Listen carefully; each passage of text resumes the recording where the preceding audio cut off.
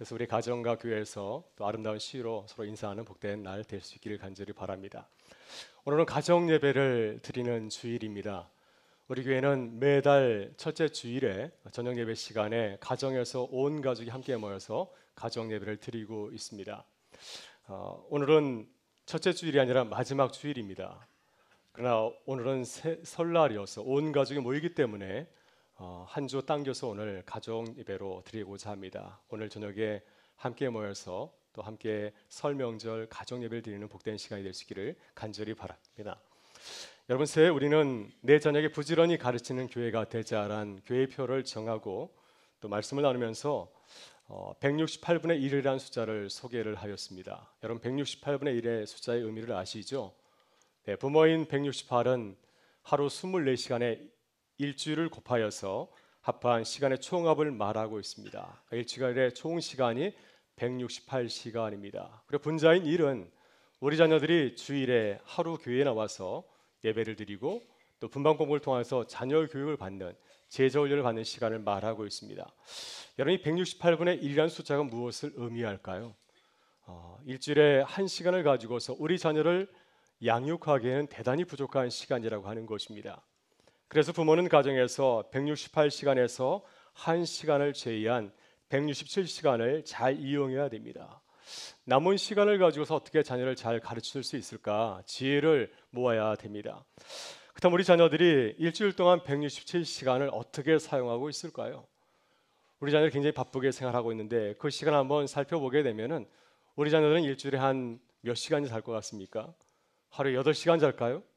아마 7시간도 채 자지 못하는 것 같습니다. 하루에 7시간 잔다고 한다면 일주일에 49시간이 자녀들의 수면 시간입니다. 또 우리 자녀들이 학교에서 얼마나 많은 시간을 보낼까요? 하루에 7시간을 보낸다고 한다면 5일 동안 35시간을 학교 생활로 보내게 됩니다. 이렇게 일주일의 수면 시간과 그리고 학교 생활을 빼고 나면은 80시간이 나머지 시간이 남습니다.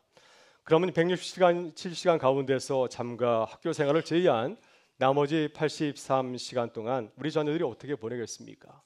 아마 우리 자녀는 주로 공부하고 또 학원에서 시간을 보낼 겁니다. 또 개인적으로 자유 시간에는 텔레비전을 보고 인터넷이나 게임을 하기도 하고 또 많은 시간을 스마트폰으로 보낼 것입니다. 따라서 부모가 가정에서 자녀들과 의미 있는 대화를 하며 보내는 시간은 거의 없습니다. 우리 부모들이 의식을 가지고서 노력하지 아니하면 가정에서 자녀들에게 선한 영향을 전혀 미칠 수가 없습니다. 안타까운 사실은 우리들은 전문가에게 우리 자녀를 맡기려는 경향이 있습니다.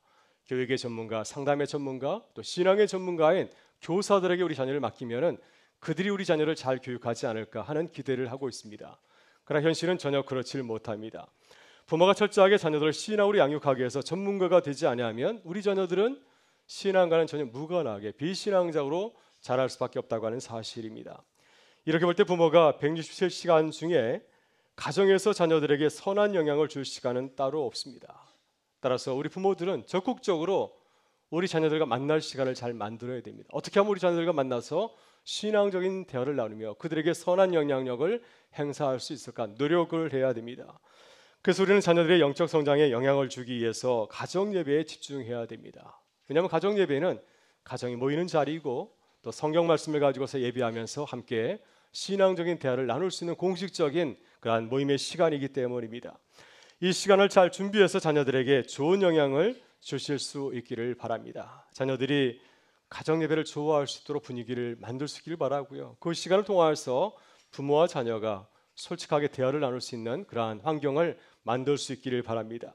그래서 우리 자녀들이 가정 예배를 사모할 수 있도록 힘쓰는 우리 부모가 되실 수 있기를 주의 이름으로 축원합니다. 네, 몇 분이 아멘 했습니다. 네, 그러나 모두 하신 줄 믿습니다. 오늘 우리 자녀들과 함께 나눌 하나님의 말씀은 고린도전서 1장 10절부터 18절의 말씀입니다. 오늘 본 말씀도 여러분 같이 묵상하면서 나누면서 어떻게 이 말씀을 가지고서 우리 자녀들에게 대화를 할 수 있을까 하는 그런 관심을 가지고서 말씀을 나눌 수 있기를 바랍니다. 오늘 본문에서 사도 바울은 고린도 교회 이야기를 하고 있습니다. 고린도 교회 이야기는 교회 이야기지만 또한 가정의 이야기입니다. 왜냐하면 고대 사회는 가정 중심의 사회였기 때문입니다. 지금은 핵가족 중심의 사회지만 고대 사회는 여러 사대가 함께 모이는 대가족 중심의 사회였습니다. 그리고 가정에는 가족만 있는 것이 아니라, 혈연 가족만 있는 것이 아니라 가정을 위해서 수고하는 하인들도 있고 또한 일꾼들도 있었습니다.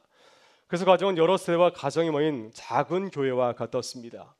그리고 초대교회 당시에 교회는 당시 사회적으로 인정받지 못한 공동체였기 때문에 주로 가정에서 은밀하게 모이게 되었습니다. 그래서 고린도 교회 교형을 보게 되면은 큰 저택을 가진 신자의 가정에서 주말이나 휴일에 이제 교회 식구들이 모이게 되었고요. 먼저 예배를 드리고 공동 식사를 하고 성도의 교제를 나누었습니다. 그래서 이렇게 고린도 교회 이야기는 교회 이야기지만 또 가정에서 일어날 수 있는 이야기를 우리에게 전해주고 있습니다. 오늘 본문에서 바울 사도가 다루는 주제는 갈등과 분쟁에 대한 이야기입니다. 바울은 고린도에서 1년 6개월을 머물면서 교회를 세우고 또 교회가 잘 정착하게 되었습니다. 교회가 바로 세워졌을 때 그것을 떠나게 되었고, 바울 사도가 떠난 뒤에는 아볼로라고 하는 말씀을 잘 전하는 설교자가 이제 고린도에 와서 새로운 사역을 시작하게 되었습니다. 그 후의 일입니다. 한동안 교회가 잘 지냈는데 바울 사도에게 고린도 교회 소식이 들려왔습니다. 11절을 보게 되면은 교회에 분쟁이 있다고 하는 것입니다. 분쟁이란 말은 헬라어로 스키스마라고 하는데 그물이 찢겨서 다시 손을 보아야 되는, 수리해야 되는 상태를 말해주고 있습니다. 근데 오늘 본문에서는 이 분쟁이란 단어가 단수로 쓰이지 아니하고 복수로 쓰이고 있습니다. 그래서 이것을 볼 때 고린도 교회 분쟁이 하나가 있는 것이 아니라 여러 종류의 굉장히 복잡한 문제가 같이 얽혀 있는 것을 우리가 상상해 볼 수가 있습니다. 그래서 바울은 이런 분쟁 가운데 있는 교회를 바라보면서 권면하고 있습니다. 10절의 말씀입니다.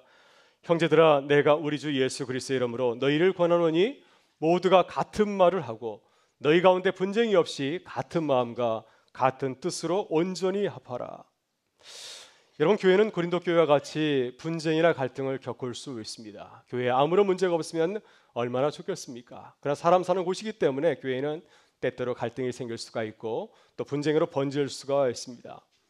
그러나 문제가 있다고 해서 반드시 나쁜 것은 아니죠. 그냥 그 문제를 통해서 우리의 문제를 다시 들여다볼 수 있고 또 그 문제를 잘 고치게 되면은 더욱 새로운 공동체로, 아름다운 공동체로 거듭날 수 있기 때문입니다. 그래서 중요한 것은 문제가 있느냐 하는 것보다도 우리에게 있는 문제를 어떻게 해결해 나가느냐, 그 태도에 달려 있다고 볼 수 있습니다. 바울은 좋은 태도를 가지고 있었습니다. 긍정적인 태도를 가지고서 고린도 교회를 바라보고 있습니다. 고린도 교회에 대한 바울의 진단은 무엇이었습니까? 같은 마음을 가지고서, 같은 뜻을 가지고서 온전히 연합하라 하는 것이 바울의 생각이었습니다. 여러분, 작년 11월에 국민일보사가 주최한 국민미션 포럼이라고 하는 모임이 있었습니다. 이 포럼의 주제가 초갈등 사회 한국교회가 푼다라고 하는 것이었습니다. 우리 사회가 보수와 진보로 또 세대 간의 갈등으로 여야로 이렇게 흩어져서 나뉘어서 아주 갈등을 겪고 있는데 한국교회가 이 모든 문제를 해결하는 그런 주인공이 되자는 뜻에서 포럼을 주최하였습니다. 근데 이 포럼은 우리 사회를 한마디로 어떻게 정의하고 있습니까? 초갈등 사회로 정의를 하고 있습니다. 그냥 갈등 사회가 아니라 초갈등 사회, 쉽게 풀 수 없는 많은 문제로 얽혀져 있는 사회로 우리 사회를 표현하고 있습니다. 그래서 이러한 갈등과 분쟁을 잘 해결해 나가는 것이 우리의 사회의 큰 숙제가 아니겠습니까? 또 이 문제는 사회뿐만 아니라 우리 가정과 또한 교회의 아주 큰 문제라 할 수 있습니다. 그렇다면 교회와 성도가 어떻게 갈등이나 분쟁을 잘 해결할 수 있겠습니까? 오늘 바울 사도는 고린도 교회를 향해서 그들의 문제를 진단하고 새로운 해결책을 제시하고 있습니다. 오늘 본문에서 고린도 교회 문제를 통해서 우리의 모습을 돌아보고 바울과 같이 갈등과 분쟁을 복음으로 잘 해결해 나가는 우리 교회가 될 수 있기를 주의 이름으로 축원합니다. 먼저 우리는 공동체의 갈등과 분쟁을 바라보면서 가슴 아프게 생각을 해야 됩니다. 사도 바울이 골로의 집 사람들로부터 전해받은 고린도 교회의 문제는 무엇이었습니까? 고린도 교회가 나뉘어져 있다고 하는 것입니다. 당파를 이루고 있다고 하는 것입니다. 그게 4개의 다른 모임으로 이렇게 싸우고 있다고 말을 하고 있습니다. 12절의 말씀은 이렇게 소개하고 있습니다.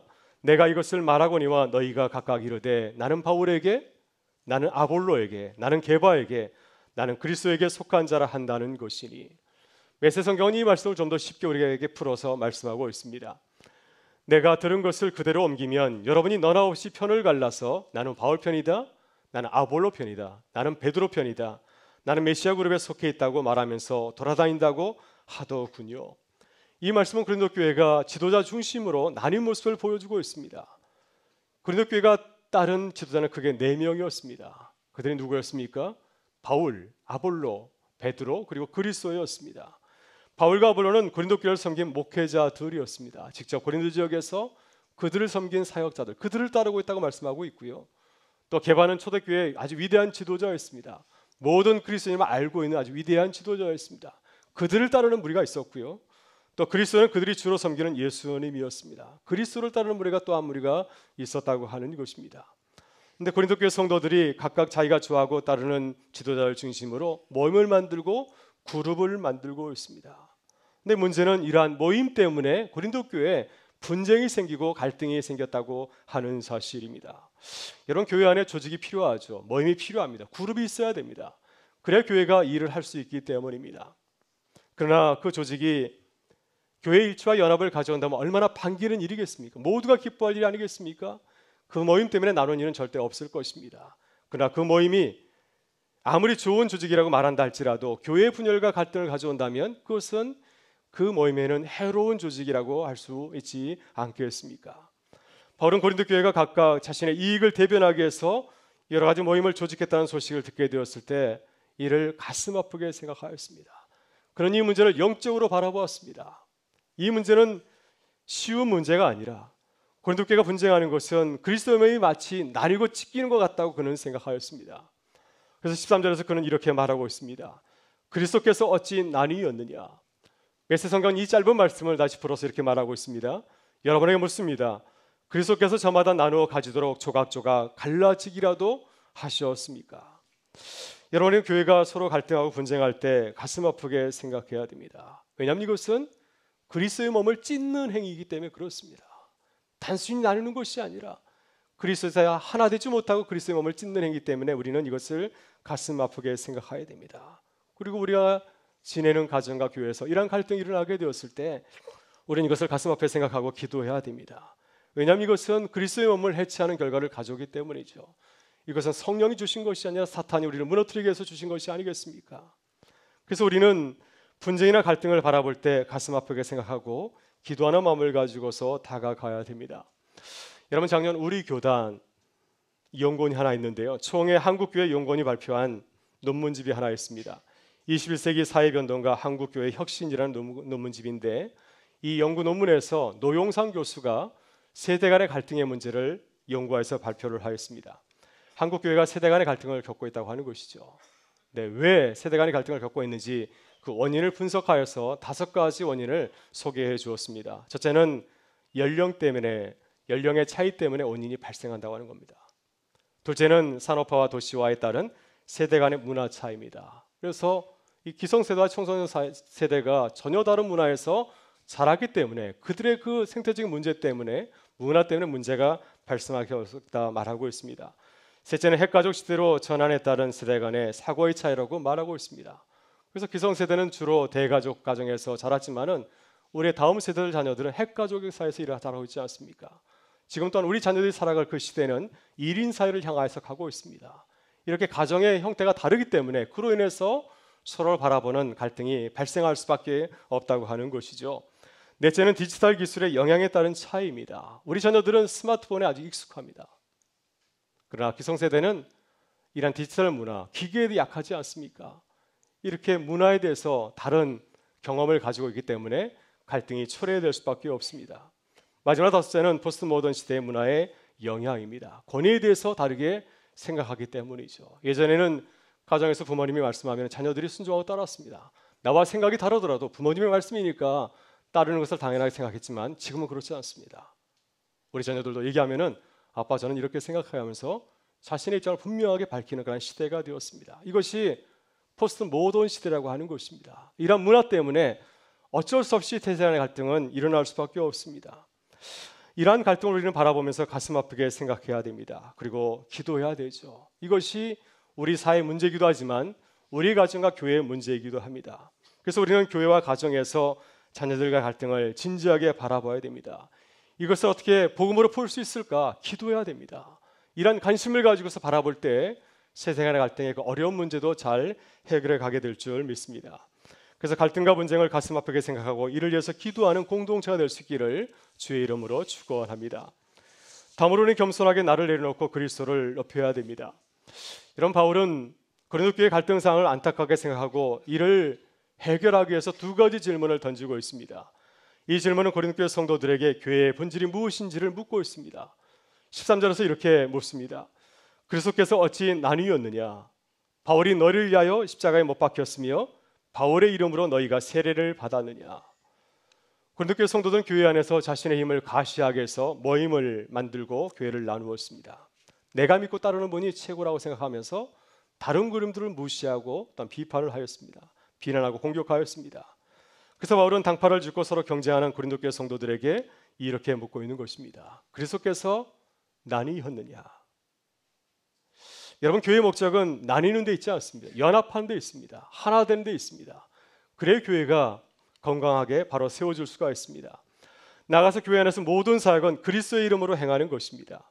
여러분, 고린도 교회 성도들은 세례 의식을 매우 중요하게 생각하였습니다. 왜냐하면 세례를 통해서 내가 구원에 이른다고 생각했기 때문이죠. 그래서 나에게 누가 세례를 주었느냐는 것을 매우 중요하게 생각하고 또 누구에게 세례를 받았냐에 따라서 모임을 이렇게 만들게 되었습니다. 그러나 세례 의식은 바울의 이름으로 행하는 것이 아닙니다. 사람 이름으로 행하는 것이 아니라 그리스도 이름으로 행하는 것이 아니겠습니까? 그래서 우리는 세례를 행하더라도 바울 이름을 철저하게 주고 그리스도 이름을 높여야 됩니다. 그래야 교회가 그리스도 안에서 하나가 될 수 있기 때문이죠. 바울은 고린도 교회 성도들이 자신을 따르며 자신의 이름을 높인다는 사실을 듣게 되었을 때 깜짝 놀랐습니다. 그래서 그들에게 다시 되묻고 있습니다. 자신을 따르는 자들에게 바울 사도는 되묻고 있습니다. 나 바울이 여러분을 위해서 십자가에 못 박히고 내 이름으로 세례를 받았습니까? 바울은 누구이죠? 바울은 복음을 위해서 단지 쓰임을 받은 자에 불과합니다. 따라서 고린도 교회 성도들은 바울을 바라볼 것이 아니라 그리스도를 바라봐야 되는 거죠. 그래야 그리스도 안에서 교회가 하나 되고 온전한 연합을 이룰 수가 있습니다. 여러분, 갈등이나 분쟁이 있을 때 우리는 겸손하게 우리의 가오를 인정해야 됩니다. 고린도 교회 성도들은 믿음이 약하고 또한 교회를 잘못 이해하여서 이러한 결과를 초래하게 되었습니다. 자신에게 세례를 주한 자를 중요하게 생각하고 그를 의지하였습니다. 이런 마음이 가열되어서 그 사랑이 지나쳐서 나중에는 분쟁이 되었고 또한 파당을 이루게 되었습니다. 그래서 바울은 자신의 잘못을 겸손하게 인정하고 고백을 하고 있습니다. 나는 아무것도 아닙니다.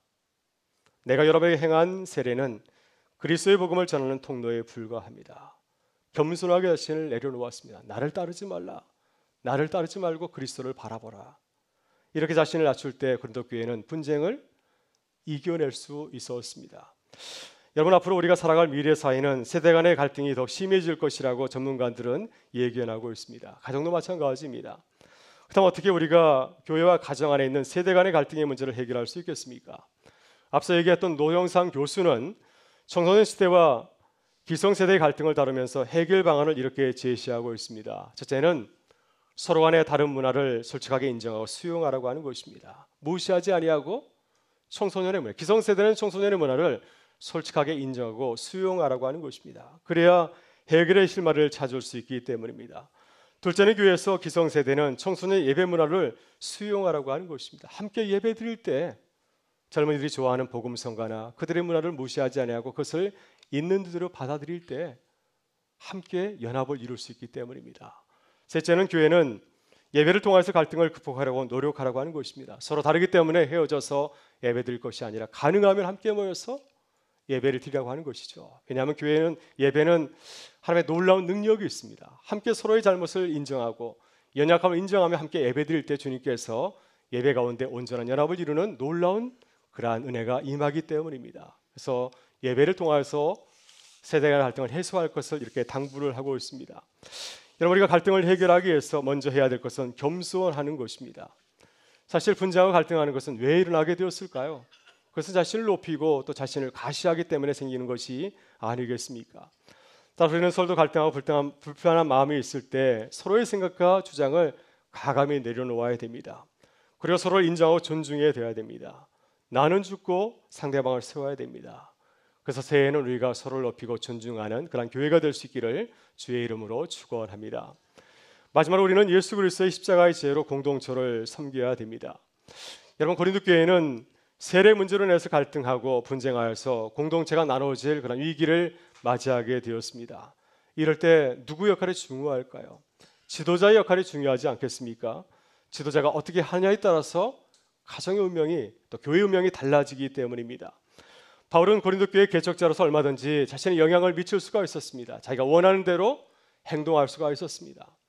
그래서 자신을 지지하는 자들은 유리하게 편들고 또 자신을 반대하는 자들에게는 불리하게 행동할 수 있었습니다. 그러나 바울은 그렇게 하지 아니하였죠. 만일 바울이 그렇게 행동했다고 한다면 고린도 교회는 이 분쟁을 잘 해결하지 못하였을 것입니다. 더 깊은 갈등 가운데 사로잡히게 되었을 것입니다. 그러나 바울은 이 어려운 상황 가운데서 십자가의 지혜로 공동체를 바라보았습니다.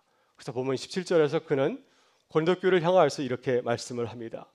그리스도께서 나를 보내심은 세례를 베풀게 하려 하심이 아니요 오직 복음을 전하게 하려 하심이로되 말의 지혜로 하지 아니하면 그리스도의 십자가가 헛되지 않게 하려 함이라.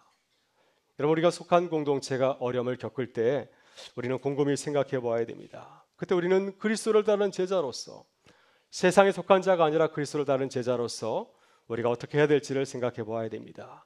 그리고 주님의 십자가를 생각해 보아야 됩니다. 여러분, 그리스도의 십자가의 지혜는 나의 뜻대로 하는 것이 아니라 주의 뜻대로 행하는 것이지 않습니까? 예수님께서 겟세마네 동산에서 십자가를 앞에 두고 마지막으로 고민하고 기도하였습니다. 나를 위해서 할 것인가 아니면 하나님의 영광을 위해서 할 것인가? 주님께서 밤새 기도하시면서 마지막으로 이러한 결정을 하지 않았습니까? 나의 뜻대로 마옵시고 아버지의 뜻대로 하옵소서. 이런 바울 사도가 고린도 교회의 갈등과 분쟁을 바라보면서 십자가의 지혜를 따르는 중요한 이유가 있습니다. 우리가 세상의 지식이나 지혜를 따르지 아니하고 가능하면은 십자가의 지혜를 따르는 중요한 이유가 있습니다. 그 이유가 무엇일까요? 그것은 십자가는 하나님의 능력이기 때문입니다. 십자가는 어리석어 보이지만 그 안에 놀라운 하나님의 능력이 숨어 있기 때문입니다. 그래서 18절에서 사도 바울은 이렇게 고백하고 있습니다.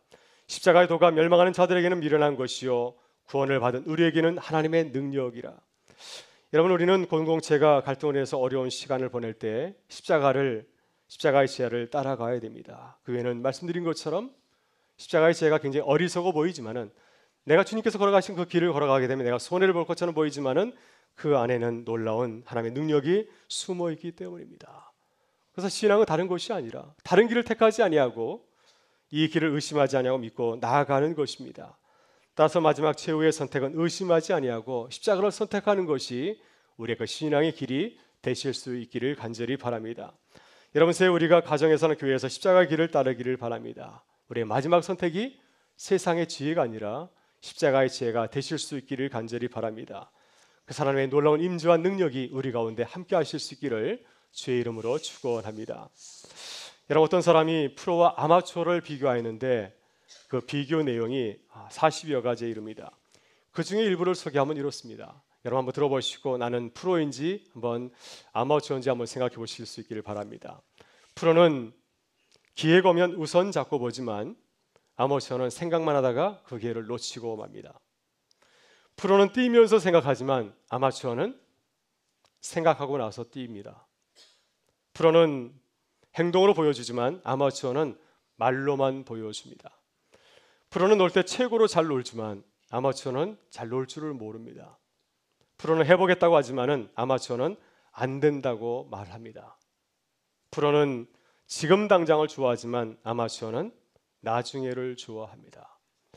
여러분, 이렇게 살펴보게 되면은 프로의 공통점이 무엇일까요? 어떤 사람이 프로이겠습니까? 프로는 일을 미루거나 구경만 하는 것이 아니라 즉시 행동하는 사람입니다. 고민하지 아니하고 문제를 바라보고 내가 생각한 것을 즉시 행동에 옮기는 사람, 이런 사람이 프로라고 하는 것이죠. 여러분, 신앙의 프로도 마찬가지입니다. 어떤 사람을 신앙의 프로라고 우리가 말할 수 있겠습니까? 신앙의 프로는 어려운 자리에서 그리스도의 십자가의 지혜를 믿고 그대로 행동에 옮기는 사람이 아니겠습니까? 세상의 길을 따라가는 것이 아니라, 주저하는 것이 아니라 그리스도께서 걸어가신 그 십자가의 길을 걸어가는 사람, 이것을 의심하지 않는 사람이 신앙의 프로가 아니겠습니까? 사랑하는 여러분, 우리는 초갈등 사회를 살아가고 있습니다. 우리의 가정과 교회도 마찬가지입니다. 이를 위해서, 이 문제를 위해서 주님께서 우리를 세상 가운데, 우리의 가정과 교회 가운데 보내신 줄 믿습니다. 오늘 주님은 우리에게 말씀하십니다. 같은 마음과 같은 뜻으로 온전히 연합하라. 우리의 가정과 교회에서 그리스도의 십자가의 지혜를 믿고 행동하는 신앙의 프로가 되실 수 있기를 바랍니다. 그래서 우리의 가정과 교회를 아름다운 공동체로 세워가는 주님의 사람이 되실 수 있기를 주의 이름으로 축원합니다. 우리 다 같이 일어나셔서 함께